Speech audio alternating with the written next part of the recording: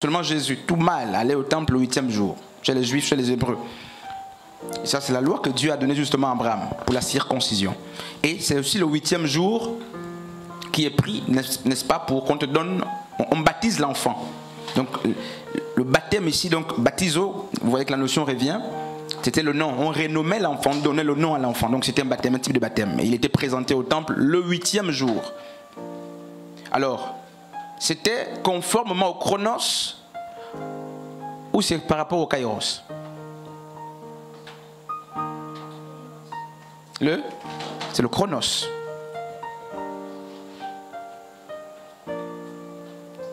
On dit le 8e jour, donc c'est calculé. Et 8 c'est quoi? 8e c'est quoi? 8e.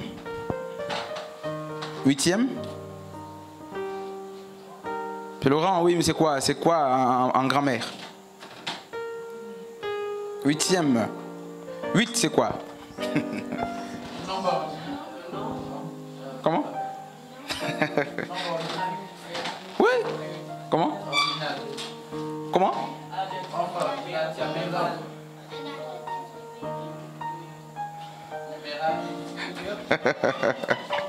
Ok. Ouais. Ordinal? Ok. Ouais. Ce sont les adjectifs. Ok. En tout cas, bref, on n'est pas sur ça.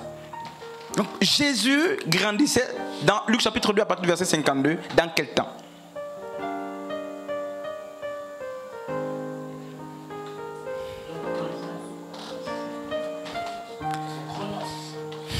Jésus va être crucifié en fonction de quel temps? Le kairos. Le chronos. Aion.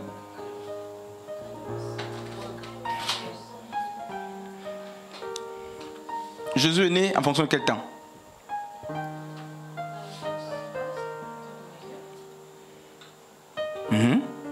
Était crucifié en fonction de quel temps? Influencé par quel temps?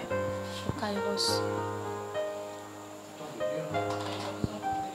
Parce que La mort là, c'était le temps de Dieu.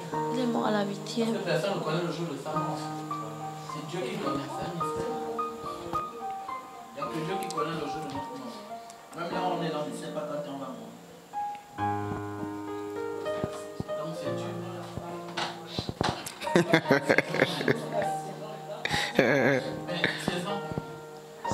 Mais il y a un passage entre Jean Actes là-bas, il dit s'il était possible que cette coupe s'éloigne de moi, mais toutefois que ta volonté se fasse. C'est-à-dire, oui, donc on retient quoi? On retient que là c'était la volonté, c'était le temps de Dieu, donc qui vient au kairos. Oui, qui Jésus s'accomplissait le jour de la crucifixion de Jésus-Christ. Alors, la promesse, les Écritures nous parlent de l'arrivée du Messie. Et c'est le kairos de Dieu qui a fixé, n'est-ce pas, l'arrivée du Messie.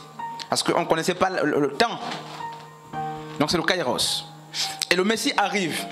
Donc il accomplit le kairos de Dieu, le temps de Dieu, parce que la promesse est faite. Et donc le temps de Dieu influence la naissance. Depuis la naissance, il est né. Et les hommes qui ont voulu sonder l'époque ne se sont pas retrouvés parce que justement, ce n'est pas le chronos. Sinon, ils se seraient retrouvés. Il naît, il va mourir vers 33 ans par là. 33 ans, c'est le chronos. Mais la mort de Jésus ne dépendait pas du chronos. Parce que, comme Galates 4:4 dit justement que au temps marqué, il est né, il y a aussi un temps qui était marqué pour qu'il meure. Donc la mort de Christ était voulue, programmée par Dieu. Il vient conformément au kairos, mais il meurt aussi dans le chronos. Parce qu'aujourd'hui, si on dit que Jésus est mort à 33 ans, c'est qu'on a pris le temps de calculer. On a pris le temps de calculer là, justement, l'existence de Jésus. Mais ce n'est pas le chronos qui a influencé la vie de Christ sur terre jusqu'à l'amener à la mort. Non. Jésus a été programmé à mourir à cet âge-là par Dieu lui-même. Donc les inventions, regarde ce qui se passe. Jésus dit, justement, il va à Jérusalem, il prend l'âne, il monte sur l'âne pour marquer, pour montrer justement, Marc chapitre 10 à partir du verset 45, pour montrer que c'est le serviteur, il va. Et qu'est-ce qui se passe? Si la promesse ou les prophéties autour de la vie et de la mort de Christ dépendaient du chronos, lorsque Pierre même, n'est-ce pas, a dit non, non Seigneur, si tout le monde t'abandonne, moi là, moi, je serai là. Lorsque Pierre va couper l'oreille de Malchus, qu'est-ce que Jésus va faire? Il va rendre l'oreille là. Il va rendre.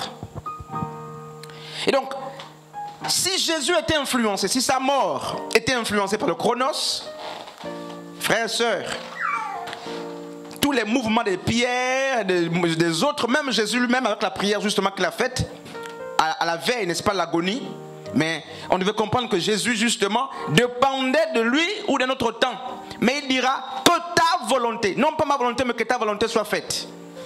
Si cette coupe pouvait s'éloigner de moi, toutefois que ta volonté.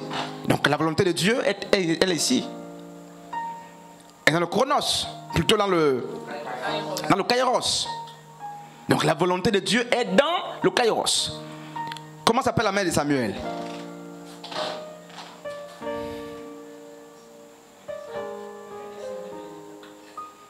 Samuel?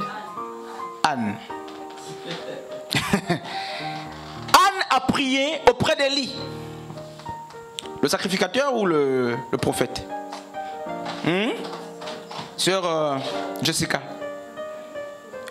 Anne a prié avec quel prophète là? Avec Élie. Élie le sacrificateur ou le prophète?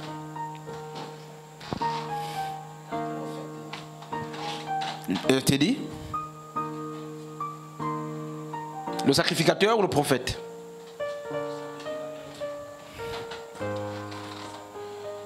Diel? Violette? Voilà. Elle a prié, elle a prié, elle a prié. Elle qui était justement la rivale de qui là?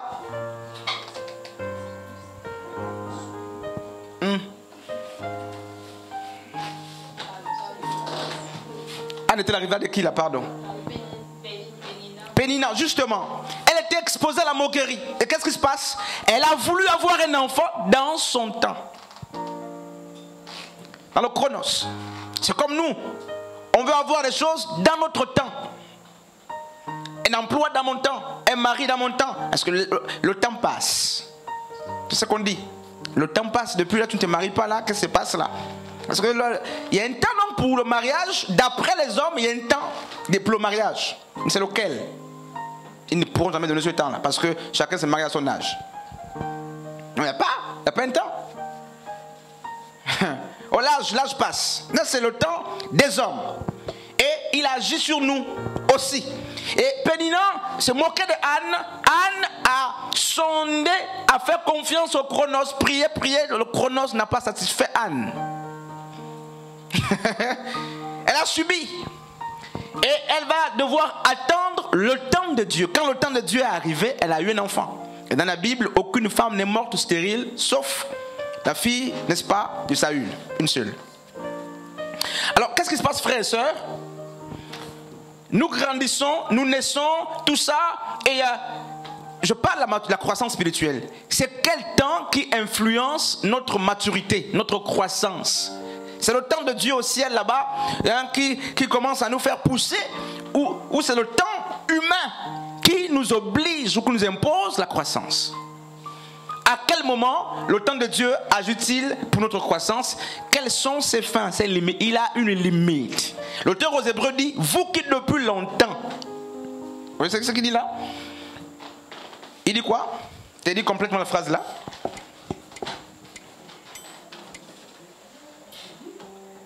Il dit quoi là? Vous qui depuis longtemps devrez te mettre. Cependant, on est qu'est-ce qui se passe? Donc, où est Dieu dans ça? Il n'y a pas Dieu dedans. Si c'est Dieu qui faisait croître les gens ici, il ne devait pas être lent. Parce qu'à un moment donné, il va dire, vous êtes devenus lents, durs. Donc, Les grands, donc c'était pas des bébés, c'était des hommes qui écoutaient bien la parole, mais il fut un temps où ils sont devenus durs et lents d'oreille, durs d'oreille et lents à écouter. Il dit, vous qui devrez être des maîtres, pourquoi il le dit? Parce que le temps était suffisamment passé, ils ont eu suffisamment de temps pour être des hommes aguerris, faits. Donc, qui veut devenir un homme aguerri, travaille dans le temps. C'est pourquoi c'est inadmissible que quelqu'un ne sache pas modérer ici. Un exemple, c'est une parenthèse. Parce que pour moi, vous qui devrez être des maîtres, c'est le même passage que je vais prendre. Et c'est ça la réalité dans les églises. L'auteur dit, vous qui devrez être des maîtres.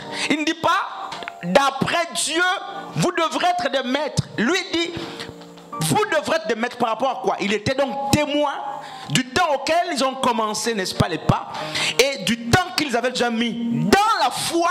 Et quand il vient, il se rend compte justement que mais les travaux n'ont pas abouti. Il va leur dire, en réalité, si on devait paraphraser, avec le temps qui est passé là, pas l'espace, avec le temps qui est passé, avec tout ce que vous avez appris, votre âge, votre taille, il ne devait pas être celle-là. Que tu fuis la modération. Tu as quel âge? Voilà. C'est ça. Tu fuis la prière. Et je prends le même passage, je vais écrire ça quelque part ici, n'est-ce pas? Tu fuis l'exhortation. Vous qui devrez être des maîtres. Et quand quelqu'un le dit, c'est que il tient compte du temps qu'il a pris pour te nourrir. Regarde le bébé Gamaliel qui est là par exemple. À 3 ans là, s'il ne rampe pas, c'est le même langage qu'on va tenir face à cet enfant là. Toi qui, avec le temps que les années qui sont passées là, tu étais censé être ceci. Donc, l'homme devient ce qu'il est dans le chronos.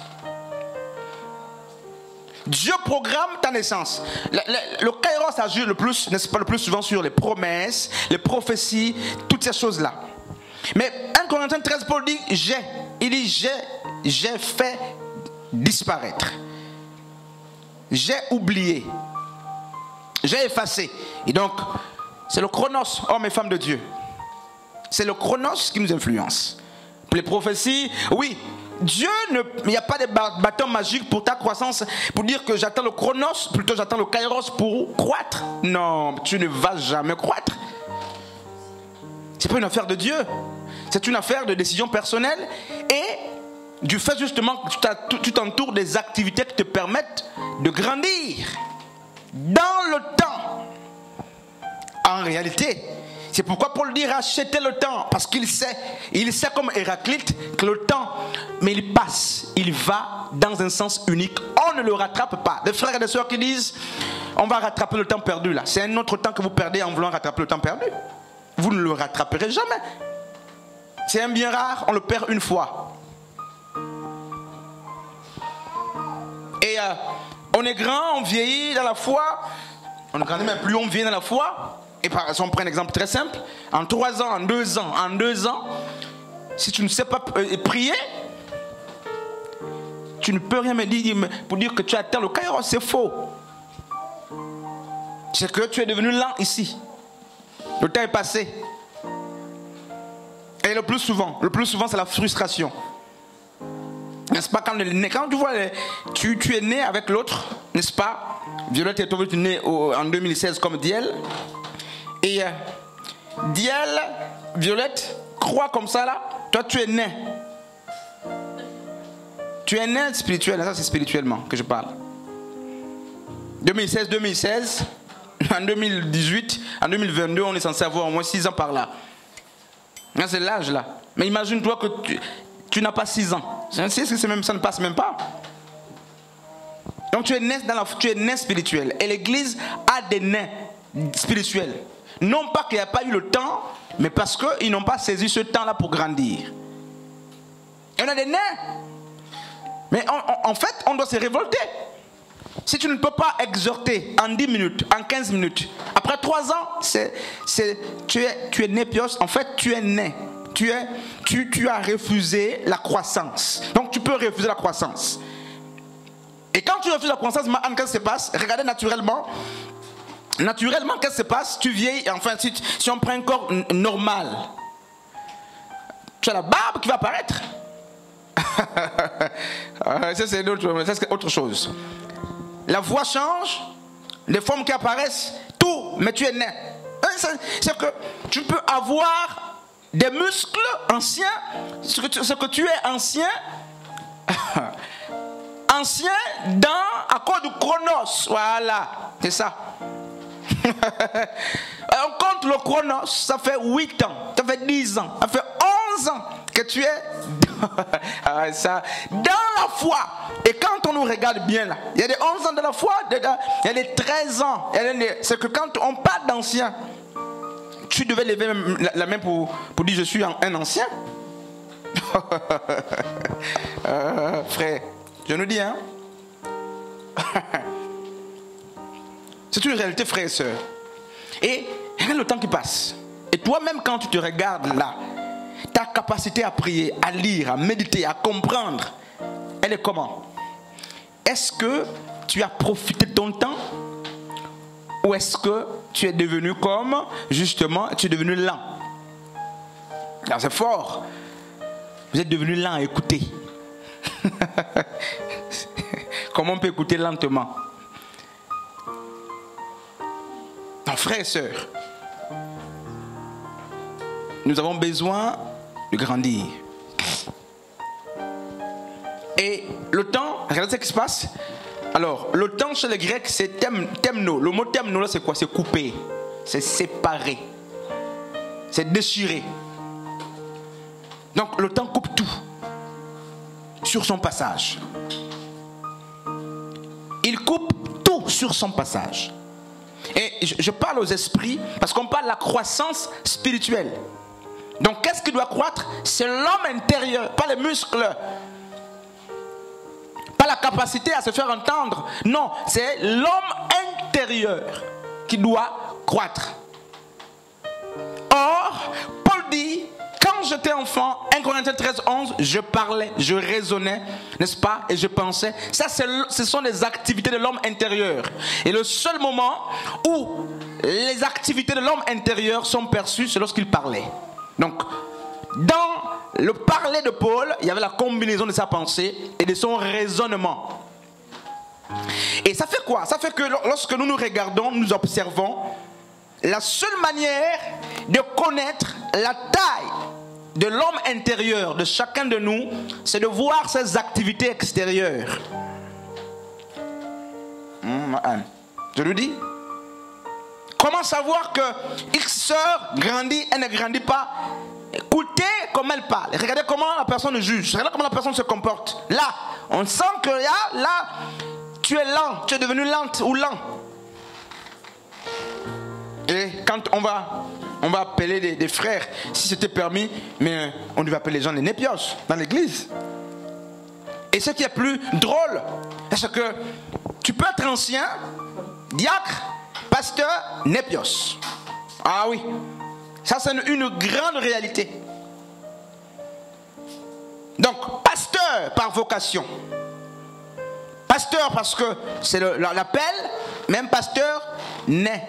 Naît, c'est-à-dire que son homme intérieur ne grandit pas. Donc, chantre, oui, par vocation, mais naît. Donc, pas de nouvelle voix, pas de nouvelle gamme, le même chant. Donc, tu es né. Tu deviens né. Et les nez sont courts, très pas ma taille, comme ça, mais court, très court, né, tout ça. Les nez, tout ça, le court. Et vous voyez, c'est ça qui se passe, c'est quoi? Les nez ils ont donc des obstacles. Eux-mêmes, ils sont leurs propres obstacles, les nez là, les nez. Leurs pieds sont... Les nez se combattent eux-mêmes, d'abord. Donc les autres ne sont pas d'abord les adversaires des nez. Eux-mêmes, leur taille, leur corps, c'est un adversaire.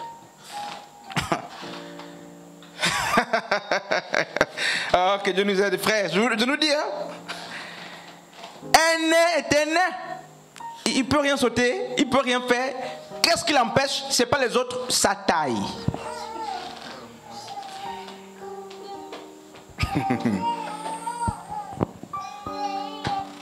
Vous voyez ce que ça peut faire. Donc sur le plan spirituel là, on peut être nain. Donc une petite taille comme ça, là, pas Frédéric. Oui, si quelqu'un de cette taille vient ici là, on peut courir. Nous tous on peut courir ici. Pourquoi? Parce que justement, c'est un phénomène. Ben, imaginez-vous dans l'église, vous avez une soeur qui chante, qui prêche, ça dépend. Mais Dieu ouvre les yeux et vous voyez que la soeur là est comme ça. Vous allez courir. Vous allez sortir de l'église vite. Vous pouvez même ne plus revenir ici. Je vous dis. J'ai vu un nain en garoutière une fois. J'ai failli avoir peur. C'est pas respect que je me suis contenu là, sinon. Et puis il y avait les muscles même, tout ça. Donc j'ai failli fuir. Et pourquoi? Et quand un nain passe, homme de Dieu, remarquez qu'est-ce qui se passe? Il attire l'attention de tout le monde. Le chrono, c'est très important, frère. Pourquoi? C'est que tout le monde dit, mais tu as quel problème? Qu'est-ce qui s'est passé dans ta vie? C'est la question qu'on se pose. Est-ce qu'il a été mal créé? Mais en fait, c'est un problème. Ben justement, il y a des cellules, des organes. Donc les organes n'ont pas connu la croissance. Pourquoi? C'est des questions, on va répondre dans la suite de l'enseignement. C'est un problème hormonal. Il y a un problème des os, un problème de gènes. Les chromosomes ont peut-être été touchés. Et c'est pourquoi, mes frères et sœurs, tout le monde veut rire. Tout le monde veut rire. Parce qu'on se dit, pas ce vieux-là, quand on voit le nain, il a la barbe, il a tout. Il peut me faire des enfants, mais le nain là. Donc c'est un grand. Ou c'est une grande personne. Mais la taille, votre taille, fait peur. Maintenant, comment vous voulez confier les ministères, les départements aux gens qui ont cette taille? Parce que c'est dans le Seigneur. Vous avez vu les nains travailler dans la fonction publique partout. C'est pas c'est pour nous. C'est pas facile. Pas facile. Un homme de Dieu, c'est pas facile. C'est vrai, on peut trouver, c'est des exceptions, mais en fait, leur taille est un frein. Parce que celui qui t'embauche peut penser que, mais toi, si elle incendie, tu peux rien faire. Oh, que Dieu nous aide. Je vous dis, frère. Et prenons un seul instant cette image qui nous fait rire là. Sur le plan spirituel. C'est encore plus grave. C'est plus grave. C'est plus grave. Et donc, la croissance nous évite d'être des nains dans la foi. C'est que la foi a cessé d'évoluer. Vous pouvez cesser d'évoluer. Vous pouvez cesser de grandir. C'est possible. Et c'est pourquoi vous verrez avec la suite d'enseignement, n'est-ce pas, les éléments de la croissance spirituelle. Vous verrez l'alimentation spirituelle. Quand tu vois le nain, c'est qu'il y a un problème naturellement, un problème de sucre, un problème de fer, un problème de calcium. Et tout ça là, c'est les nutriments sur le plan spirituel, c'est quoi? Mais c'est la prière, c'est la prédication, la parole de Dieu, le jeûne, la communion fraternelle. Quand ça manque, tu es nain. Tu es nain. Et le nain, il sait qu'il est, il est nain, Ma'an. Le nain, il sait qu'il est nain. Ça veut dire que, frères et sœurs, je vais terminer, on doit davantage travailler pour notre croissance spirituelle. Le temps passe. Le temps passe. Pourquoi est-ce qu'on se donne pour des activités qui ne participent pas au développement, n'est-ce pas, de notre homme intérieur? On a mieux à faire.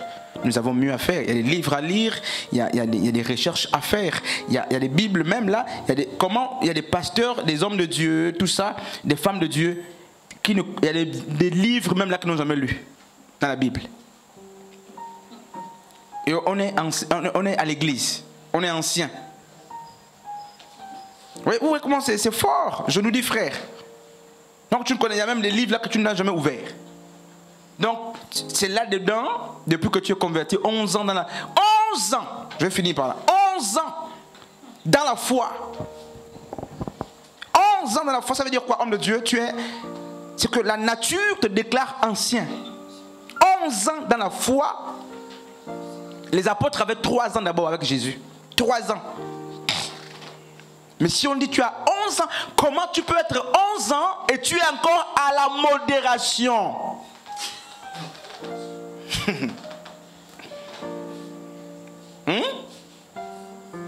Pas 1 an, je vous dis, hein? Pas 2 ans. Homme de Dieu. On va commencer à calculer. Donne-moi ton âge dans la foi d'abord là. On va calculer les âges. Vous allez voir. Vous allez voir qu'il y a. On doit se révolter contre nous-mêmes. Tu as fait Bethanie, Pentecôte, Bethléem. Tu as fait l'Alliance chrétienne. Tu as fait la moisson. Tu as fait la parole par les catholiques. Quand tu fais le cumul, 13 ans dans la foi, tu as l'expérience, l'expertise. Tu es censé encadrer les gens. Mais quand on te voit là, c'est des choses banales qui te séduisent.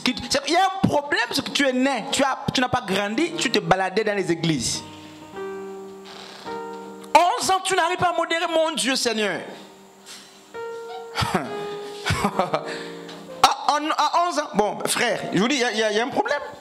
11 ans, tu ne connais pas fouiller la Bible. 11 ans dans la foi. Fouille la Bible, tu repars toujours au début pour aller lire Matthieu, Marc, là tu peux dire au début Genèse. Je peux même demander la fouille de fouiller, là vous allez voir, on va balbutier. À 11 ans, un instrument que tu as touché. 11 années. Et à l'église, quand on dit ouvrez Genèse, tu vois les frères sont en train de fouiller la Bible à gauche, à droite. Je vois ce qui se passe. Je vous dis. Prenez Exode, tu vas voir la personne de Marc, dans Marc là-bas en train de fouiller Exode dans Marc, dans la nouvelle alliance là-bas. Il y a un problème de croissance, il y a un problème de... sauf les nouveaux, mais les anciens, là, les gens qui sont là depuis là. Il y a un problème. Ça c'est un signe. C'est un signe. Quelqu'un peut me citer les premiers livres, là, 5 premiers livres, les livres Pentateuque, 5 là, quelqu'un, cite-moi ça là. Je vous dis. Et vous voyez que là, la tangente, c'est qu'on rit, non? Mais en fait, c'est la réalité. Cette assemblée-là, tout le monde ici devait enseigner les Écritures, tout le monde. Sauf peut-être les bébés, là, tout le monde. Avec la durée, l'ancienneté. Si on paie l'ancienneté, on pouvait ici, chacun devait lever la main que je suis le plus ancien ici, couronnez-moi. Ah frère.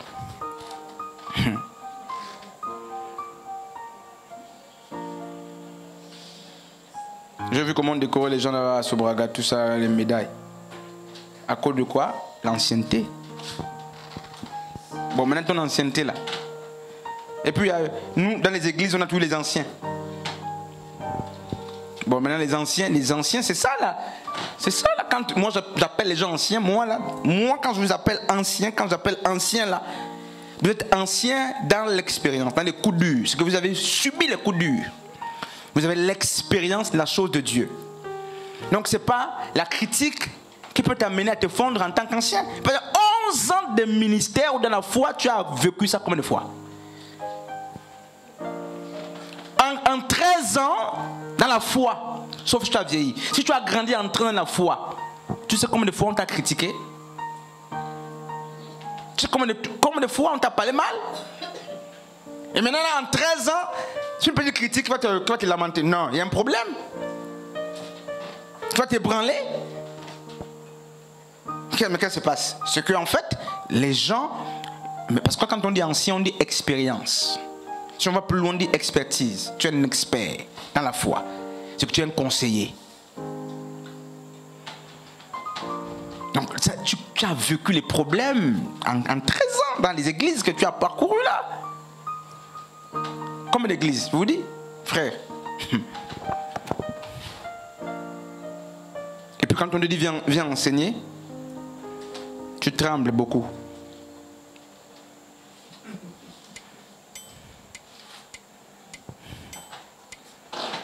Tu veux me fuir. Quelqu'un m'a dit si mon programme je fuis. Tu ne fuiras pas. Nous sommes là. Tu es ancien.